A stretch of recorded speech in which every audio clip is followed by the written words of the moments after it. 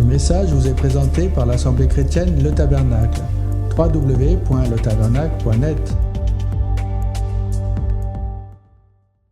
Tout ce que l'Éternel attend pour toi, attend pour moi, c'est de l'amour.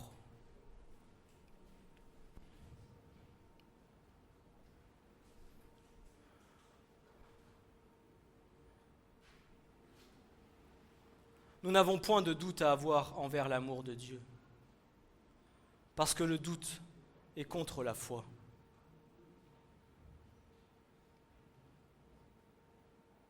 Et c'est ce dont l'ennemi aime se servir, venir semer le doute dans les cœurs et dans les pensées pour venir détourner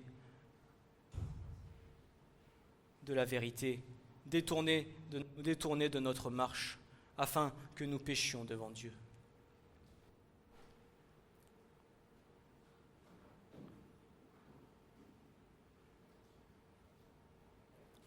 Alors n'aie pas de doute dans ce que le Seigneur est capable de faire en toi. N'aie pas de doute dans ce que le Seigneur est capable de faire pour toi. Parce que tout ce qu'il t'a dit, il le fera.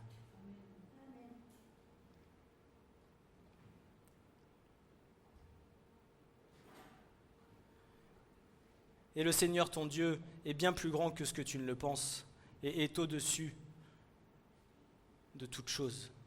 Et même si pour toi, certaines choses te paraissent une montagne, alors pour Dieu, rien n'est impossible. Parce que c'est lui qui fait toutes choses. Amen.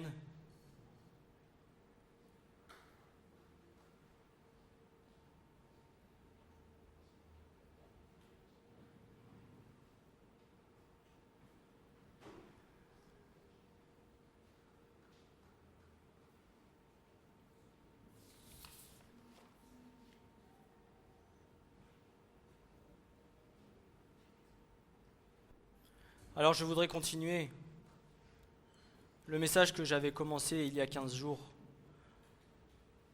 le message qui concernait l'onction.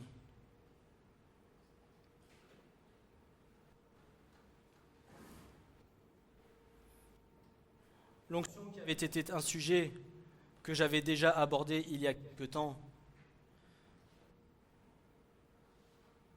mais où il y a une chose que j'ai compris, c'est que oui, le Seigneur, lorsqu'il a touché nos vies, nous a donné l'onction.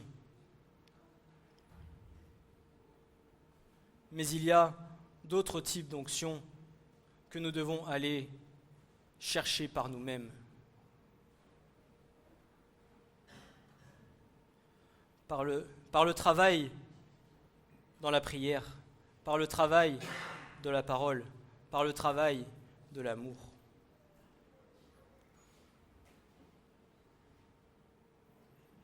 C'est par l'onction que nous sommes puissants dans le Christ. La parole de Dieu ne dit-elle pas que c'est l'onction qui brise les jougs ?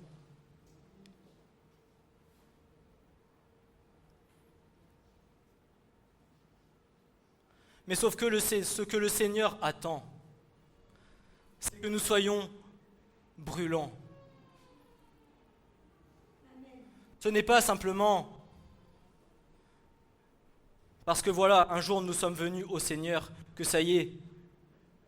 Parce que nous allons prier, nous allons guérir les malades. Parce que nous allons prier, nous allons délivrer les captifs. Nous avons, nous aussi, notre part à faire.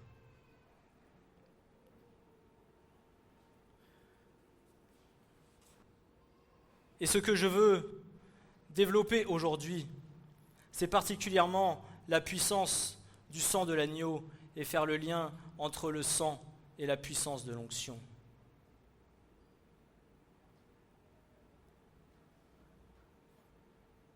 Parce que quoi que nous avons à faire, le premier sacrifice que nous devons offrir, c'est premièrement nos vies. Le premier sacrifice que nous avons à mettre sur l'autel, c'est pas ton frère, c'est pas ta sœur, c'est premièrement moi-même. Mettre de côté tout ce qui me tient à cœur afin de pouvoir être pleinement libre et pleinement me laisser travailler et remplir par la puissance du Saint-Esprit.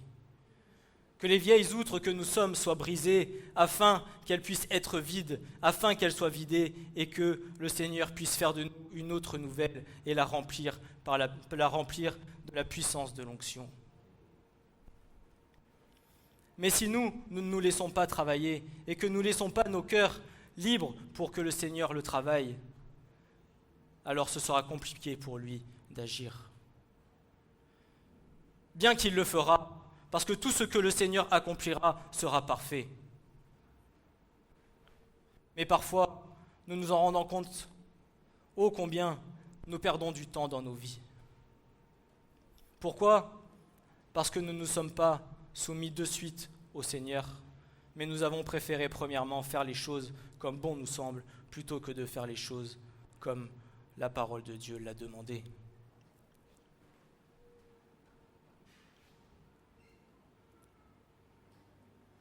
Si tu désires la pleine puissance de Dieu pour ta vie, alors il faut que toi, il faut que moi, nous soyons dépouillés du vieil homme que nous sommes pour être pleinement renouvelés par le Saint-Esprit.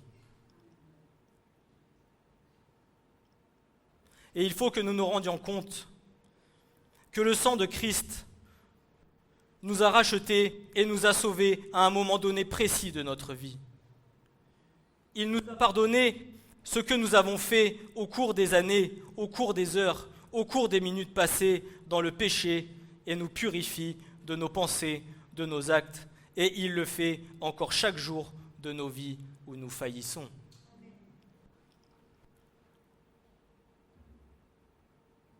Tout ce que le Seigneur a fait durant notre vie de pécheur, le Seigneur le sait.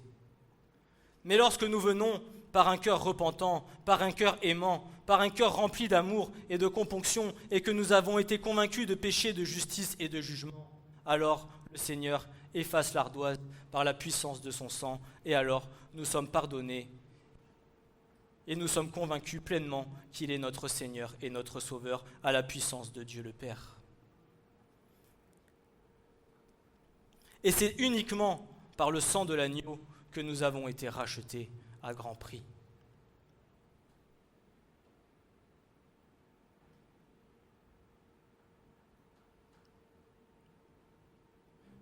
Mais pour en arriver à cela, il nous faut être capable d'avoir un cœur pleinement repentant.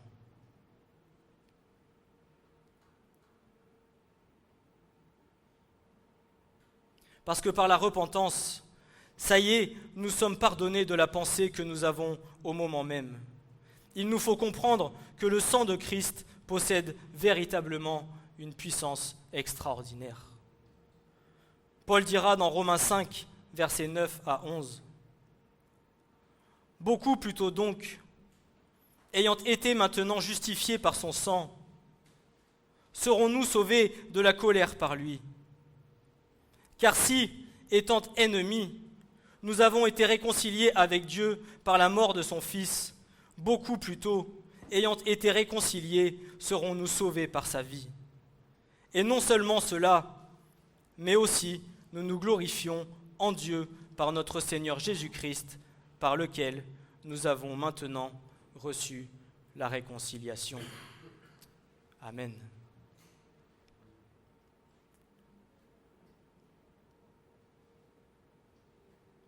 Le Seigneur t'aime.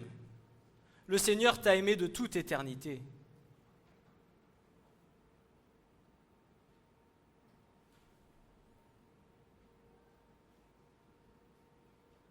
Mais ce que le Seigneur veut, c'est que je lui donne tout et que nous lui donnions tout.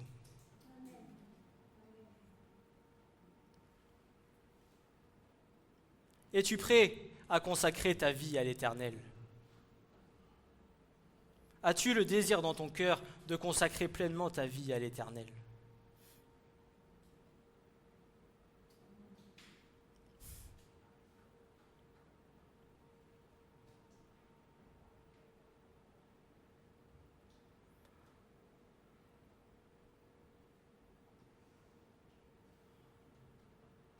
Tu as été racheté à grand prix, au prix de la vie de Yeshua, le Christ, le Fils du Dieu vivant, pour qui il a envoyé son Fils unique pour être sacrifié, pour que nous soyons rachetés. Mais ce que je crois et que nous avons parfois du mal à comprendre, c'est qui est réellement Jésus-Christ. Qui est réellement le Fils du Dieu vivant.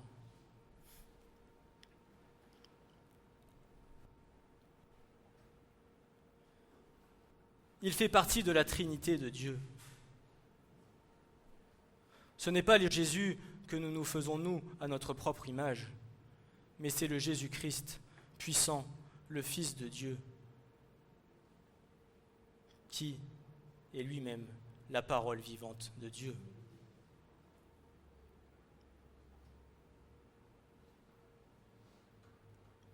La justification qui a été accomplie par son sang concerne pour chacun d'entre nous notre avenir. La colère qui est à venir, c'est une chose surprenante à dire, mais si nous sommes justifiés, quoi que nous fassions à partir de maintenant, cela a déjà été réglé. Il ne s'agit pas d'agir tel que nous le désirons. La vérité, c'est que nous décidons d'agir sciemment et volontairement, et c'est là-dessus que tout repose. Le fait de pécher en toute confiance, volontairement, n'est pas de Dieu.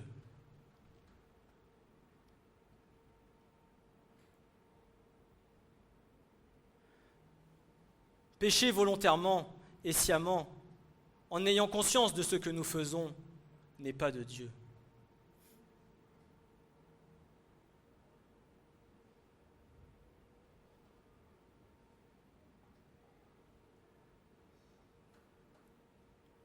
Avons-nous jamais fait l'expérience, ô combien parfois nous désirons faire quelque chose, et le Saint-Esprit, avant même que nous fassions la chose, vient nous convaincre de péché, de justice et de jugement.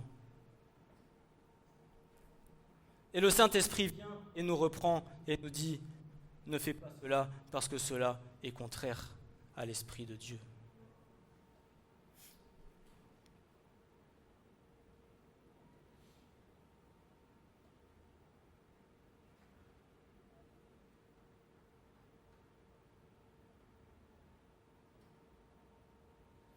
Pour dire les choses plus simplement, la justification permanente dépend de l'obéissance, et c'est cette obéissance qui mène à l'onction. C'est pour ces raisons qu'aujourd'hui, peu d'enfants de Dieu ont accès à la puissance de l'onction, car beaucoup se sont fait un Dieu à leur image, plutôt que de se référer à qui était le véritable Dieu, le véritable Messie de la parole.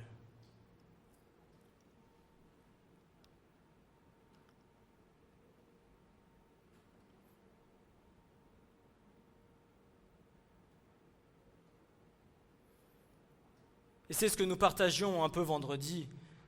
Qui aujourd'hui a réellement la crainte de Dieu ? Qui aujourd'hui, quel que soit ce qu'il peut faire dans sa vie, vient à se dire « Seigneur, cela est-il réellement de ta volonté ? Seigneur, est-ce que si je fais cette chose, ceci est agréable à toi ? »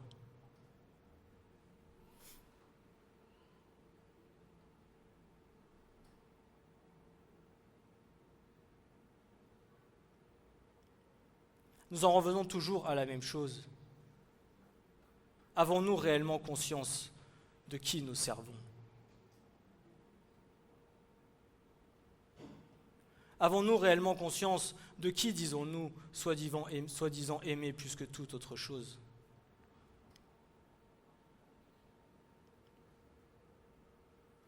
Celui que nous louons et que nous adorons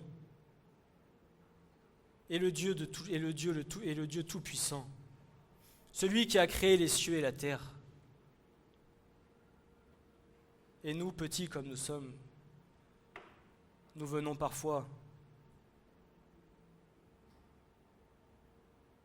à oser passer les frontières que le Seigneur nous a données.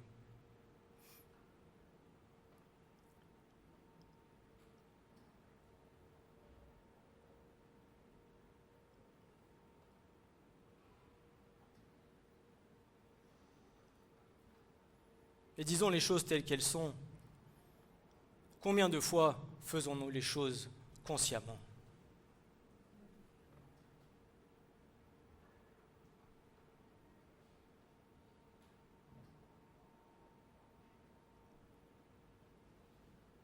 Et c'est ce qui vient à un moment donné créer une barrière et un fossé à la présence de Dieu, à la présence de l'Esprit qui est en nous. Du moins, si nous ne venons pas à ce que le Saint-Esprit vienne nous convaincre de ces choses et à nous repentir devant le Seigneur.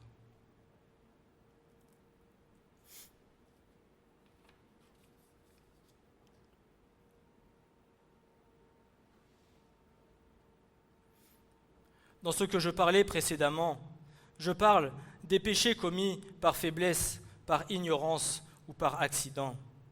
Comme Paul le dit aux Colossiens, chapitre 1, versets 19 et 20, « Car en lui, toute la plénitude s'est plu à habiter, et par lui à réconcilier toutes choses avec elle-même, ayant fait la paix par le sang de sa croix, par lui soit toutes les choses qui sont sur la terre, soit les choses qui sont dans les cieux. » À travers le sang de l'agneau, Dieu nous a réconciliés avec lui et la paix règne entre lui et nous.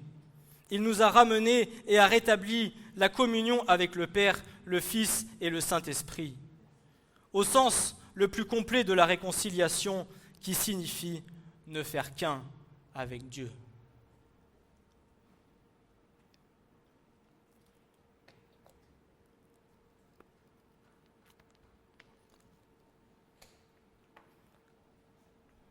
Est-ce que tu ne veux faire qu'un avec Dieu, ou est-ce que tu veux faire un et un, ce que Dieu veut et ce que toi tu veux?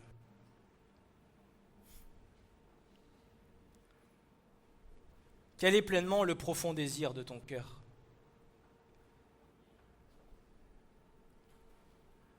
Mener ta petite vie de chrétien comme tu l'entends, comme tu le souhaites, comme tu le désires, ou pleinement être soumis à l'Esprit de Dieu pour suivre ce que le Seigneur veut que tu fasses.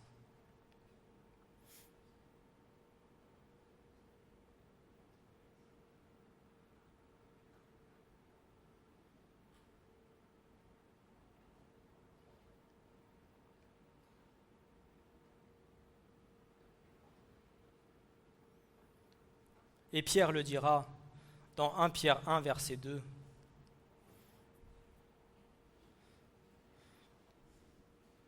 « 1 Pierre 1, verset 2. Élu,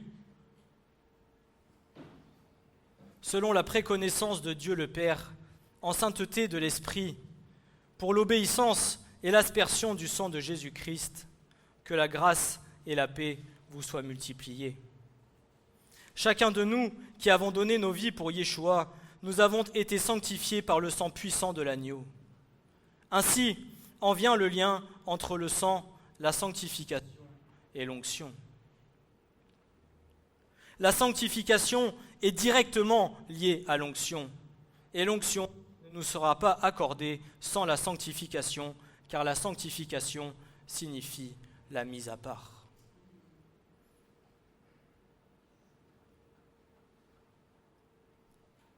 Moins tu voudras te sanctifier, moins le Seigneur pourra agir dans ta vie. Plus tu voudras te mettre à part, et plus le Seigneur pourra agir dans ta vie. Pourquoi ? Parce que tu auras décidé à un moment donné de tout lâcher, de tout abandonner et de te soumettre pleinement à lui. Dans l'amour, parce que tu l'aimes de tout ton cœur, parce que tu sais ce qu'il a accompli pleinement pour toi, et parce que tu sais que parce que tu te seras mis à part, alors le Seigneur t'utilisera pour faire de grandes choses. Pas pour ta propre gloire, mais pour la gloire du royaume de Dieu.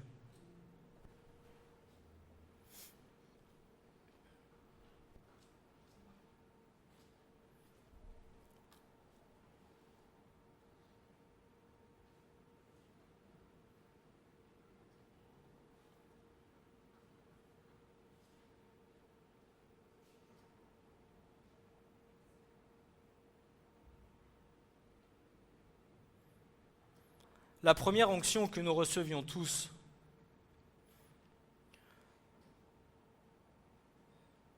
c'est l'onction du lépreux qui est le salut en acceptant Jésus dans sa vie.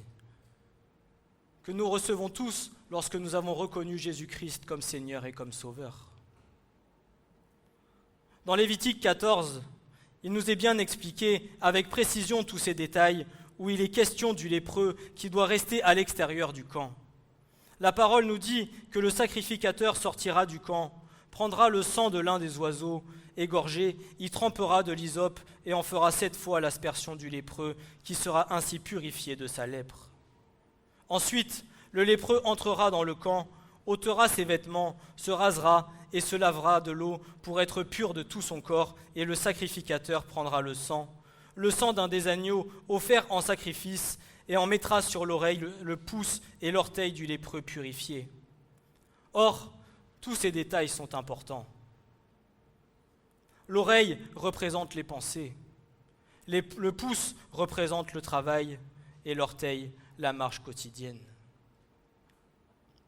Puis le sacrificateur prendra l'huile et en mettra sur l'orteil, et en mettra sur l'oreille droite, le pouce et sa main droite, et l'orteil du pied droit du lépreux, purifié, avant de lui verser sur la tête ce qui lui restera d'huile.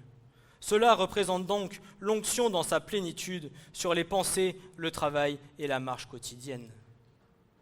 Ce passage du Lévitique, bien qu'il y aurait beaucoup plus à dire, est particulièrement important pour la raison suivante. Beaucoup de chrétiens, bien qu'ayant été purifiés et admis dans le camp, passent à côté de la protection supplémentaire qui leur est offerte dans tous les aspects de la vie. Pourquoi ? Parce qu'ils se sont dit « Merci Seigneur, voilà ma gloire, mon espérance et mon salut. En toi Seigneur, je suis sauvé. » Mais après, qu'en est-il ? Continuer à vivre sa petite vie comme nous le désirons, ou marcher selon la pleine volonté de Dieu et accomplir ce que Dieu te demande de faire.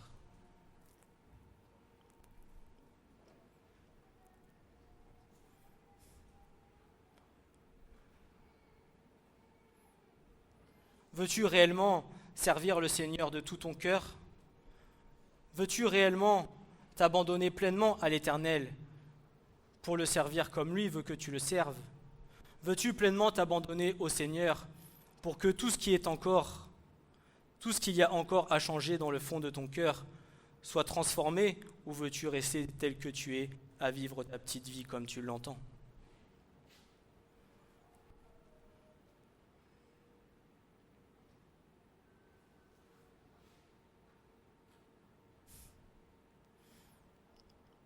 L'ennemi a en effet la capacité, et il ne s'en privera pas, de s'attaquer à nos pensées, à notre travail ou encore notre marche quotidienne.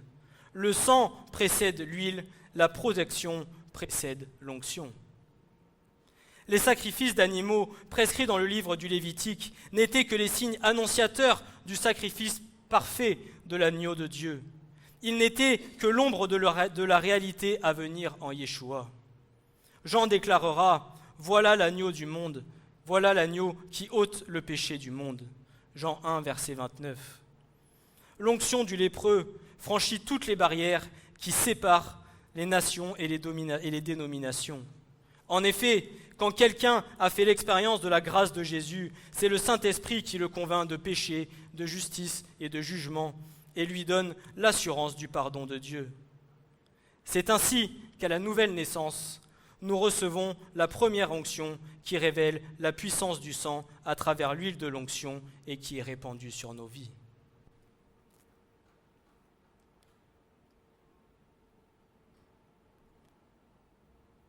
Et cette onction qui vient te convaincre de péché, de justice et de jugement par le Saint-Esprit, tout enfant de Dieu et tout chrétien l'a reçue. Mais après,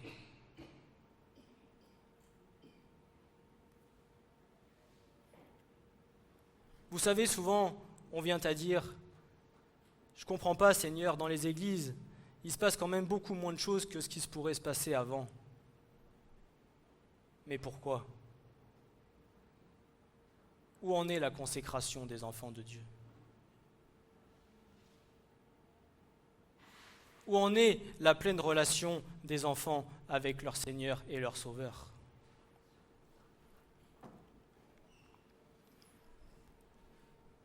Qu'est-ce que nous cherchons ?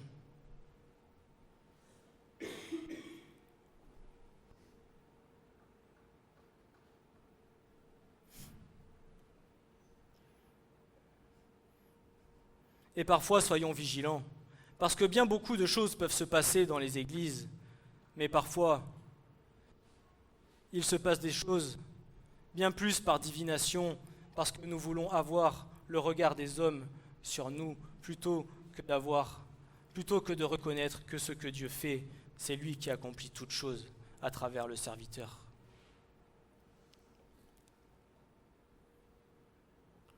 Alors que le Seigneur garde nos cœurs de ces choses et que nous restions humbles devant l'Éternel, parce que toute chose qui est accomplie par le Seigneur lui-même.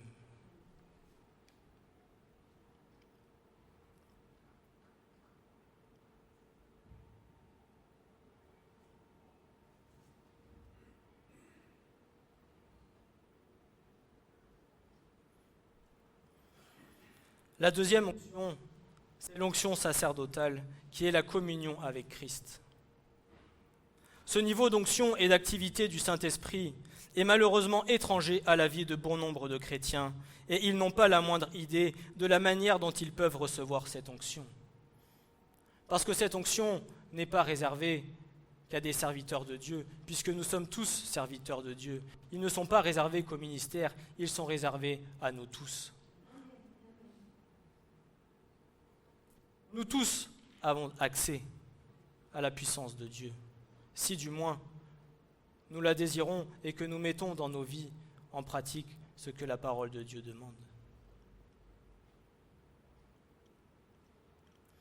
Cette étape est une étape clé dans la mesure où nous tous, nous sommes appelés à servir dans le corps de Christ.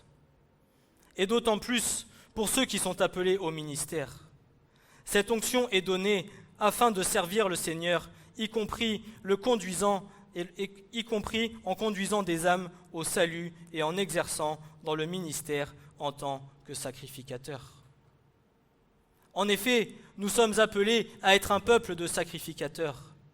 Et Paul dira aux Romains, dans chapitre 15, verset 16, « Exerçant la sacrificateur dans l'évangile de Dieu, afin que l'offrande des nations soit agréable, étant sanctifiée par l'Esprit Saint. »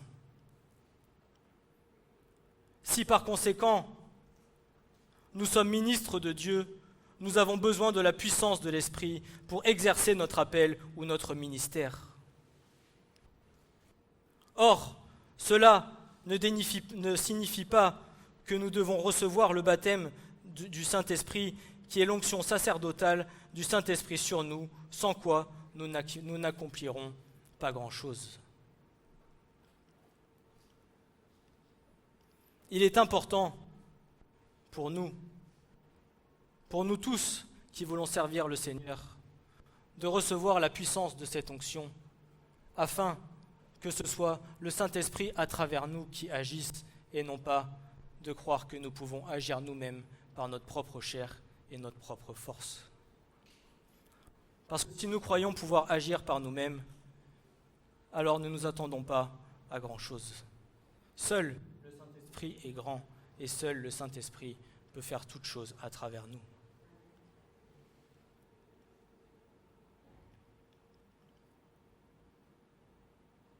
Nous trouvons bien souvent dans l'Église, sur sa globalité, des serviteurs se déclarant être remplis de l'onction, tout en étant des loups solitaires. Ils estiment leur appel et leur ministère tellement remarquables qu'ils en oublient l'essentiel, le corps lui-même. En réalité, ce n'est pas le corps qu'ils oublient, mais ils oublient Dieu lui-même.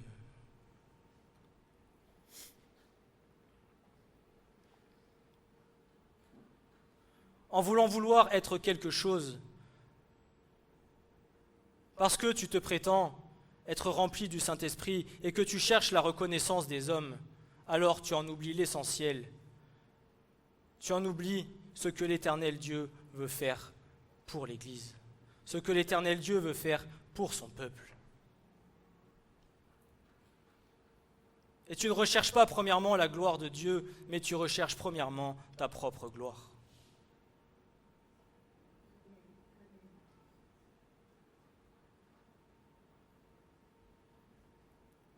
Et comme je l'ai souvent dit, c'est là où nous tous qui servons le Seigneur devons être vigilants, afin de ne pas nous faire séduire dans la chair, mais de garder toute humilité et d'être remplis de l'Esprit de Dieu constamment.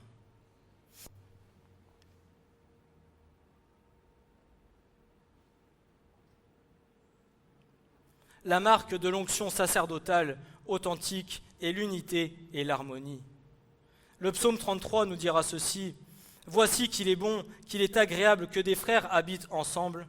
C'est comme l'huile précieuse répandue sur la tête qui descendait sur la barbe d'Aaron qui descendait sur le bord de ses vêtements, comme la rosée de l'Hermon qui descend sur les montagnes de Sion, car c'est là que l'Éternel a commandé la bénédiction, la vie pour l'éternité. » Est-ce que c'est cette onction-là que tu désires pour toi ?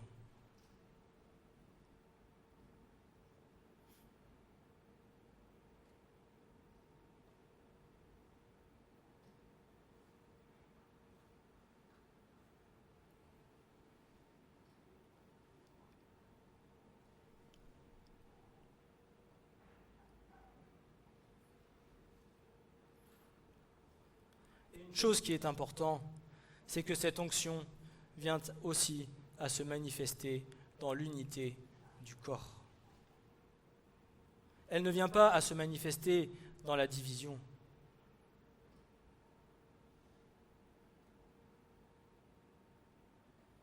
Contrairement à l'onction du lépreux, celle-ci ne reçoit pas une fois pour toutes. Sous l'ancienne alliance, les sacrificateurs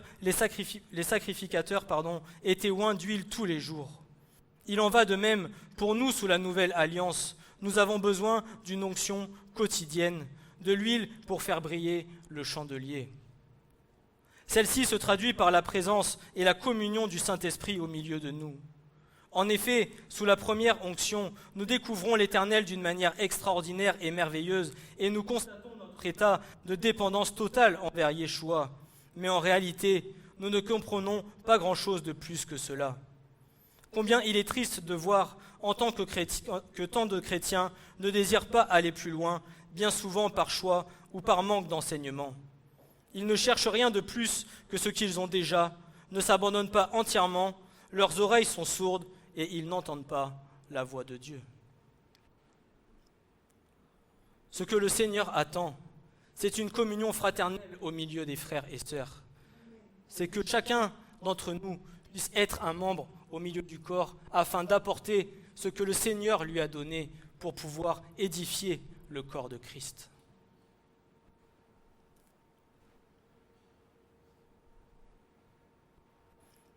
Et cette huile que tous avons produite, cette huile que nous tous nous avons reçue par notre communion avec le Seigneur, vient à se manifester lorsque nous sommes tous réunis les uns avec les autres, dans l'unité de l'esprit et dans l'amour.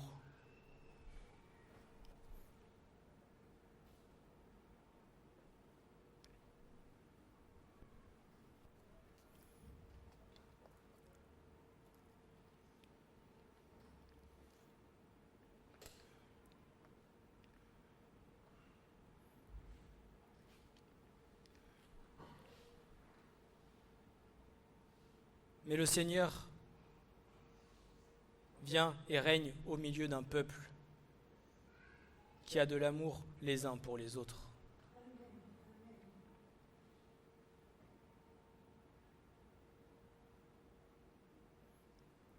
Il n'y a pas de frère meilleur qu'un autre.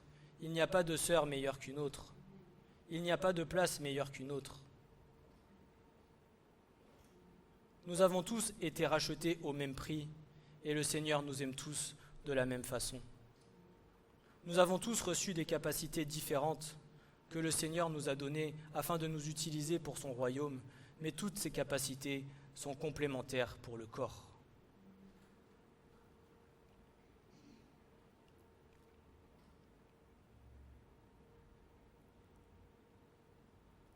Même si 3 et 7 font 10, même si 3 est plus petit que 7, le 3 est quand même utile pour pouvoir arriver à 10.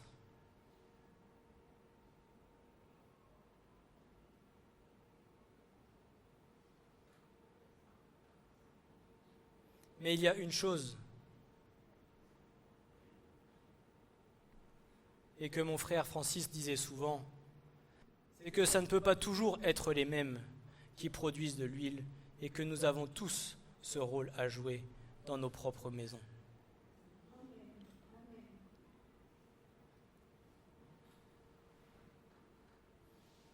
Ça ne peut pas être toujours que ceux qui sont à la louange ou ceux qui sont derrière le pupitre qui doivent produire de l'huile pour l'Église.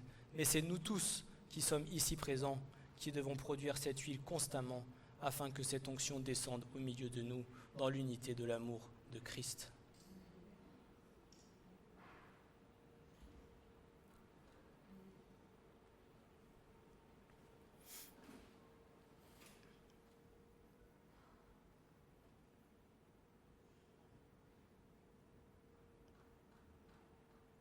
Et comme la parole le déclare, « Mes brebis entendent ma voix ». Si vraiment nous sommes l'une de ces brebis et que nous avons reçu l'onction sacerdotale, alors nous connaîtrons sa présence et entendrons la douce voix de notre Dieu.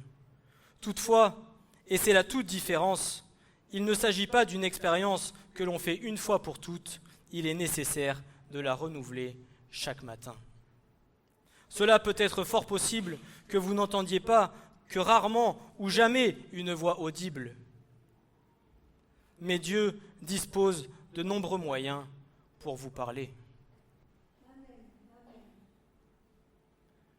Dieu parle différemment à chacun, parce qu'il te connaît.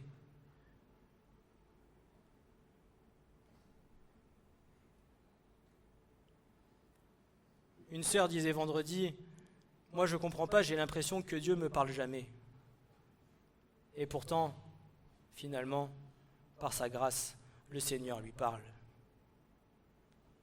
Peut-être pas de la même manière que moi, peut-être pas de la même manière qu'à Julien, peut-être pas de la même manière qu'à Christine, mais à chacun d'entre nous, le Seigneur nous parle. Si du moins nous sommes attentifs et que nous prêtons l'oreille à ce qu'il a à dire.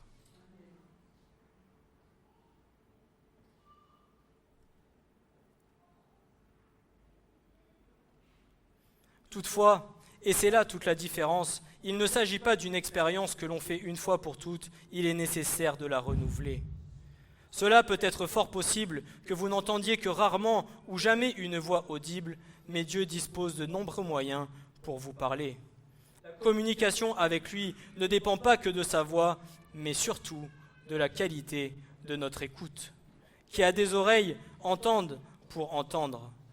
Matthieu 11, verset 15. C'est la raison pour laquelle prendre chaque jour un moment pour prier et même faire silence devant Dieu est nécessaire à son écoute afin d'entendre le doux murmure, doux et léger de sa voix. En lisant la parole, en étant en communion avec le Saint-Esprit, en écoutant la voix de Dieu, nous connaîtrons le rafraîchissement quotidien qui permet de garder un cœur brûlant pour son Seigneur. Ayons conscience que nous sommes en possibilité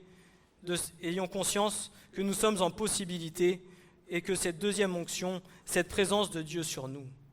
En effet, si le péché entre dans nos cœurs, elle ne le quitte plus. C'est pourquoi elle doit être renouvelée elle peut le quitter. C'est pourquoi elle doit être renouvelée chaque jour. Elle nous introduira dans la présence de Dieu de façon si proche et si réelle que les larmes ruisselleront de nos visages. Lorsque nous venons entrer dans la présence du Seigneur, bien souvent, pas toujours, mais bien souvent, nous venons à pleurer devant sa face, tellement nous reconnaissons sa grandeur, sa puissance et ce que nous sommes à côté de lui. Et ce qui vient surtout faire compassion de tout cela, c'est lorsque nous avons conscience de son amour, de sa patience. Oh, combien il est patient avec nous. Mais son amour ne change pas. Mais nous avons un travail quotidien pour que nous puissions grandir et pour que nous puissions accomplir son œuvre.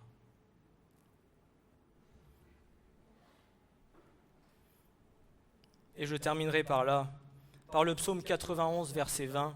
« Celui qui habite dans la demeure secrète du Tout-Puissant logera à l'ombre du Très-Haut, logera à l'ombre du Tout-Puissant. Amen. Ce message vous a été présenté par l'Assemblée chrétienne Le Tabernacle. www.letabernacle.net